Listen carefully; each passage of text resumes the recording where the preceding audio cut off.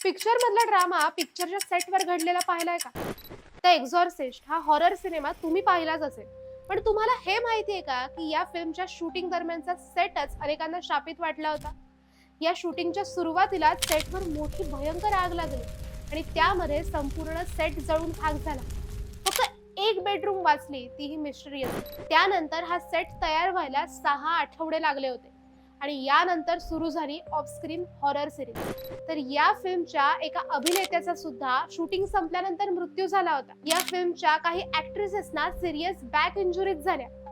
यानंतर या फिल्मचे director William Friedkin इतके घाबरले की त्यांनी सेटवर डायरेक्ट फादरला बोलवलं. एक्झॉर्सिझम नाही, पण ब्लेसिंग मात्र केली गेली. आजही एक्झॉर्सिस्ट ही जगातली सगळ्यात शापित मूवी मानली जाते आणि म्हणूनच ती काही कंट्रीज मध्ये बॅन सुद्धा आहे. कारण ही फिल्म थिएटरमध्ये पाहिल्यानंतर काही ऑडियन्सना डॉक्टरच्या मदतीची गरज लागली होती. बरं, काही ऑडियन्सचा तर थिएटरमध्येच मृत्यूही झाला होता. तुम्ही पाहिली का ही इतकी भयंकर फिल्म? आणि अशा अजून कोणत्या हॉरर फिल्म्स बद्दल जाणून घ्यायला तुम्हाला आवडेल? सांगा आम्हाला कमेंट्स मध्ये.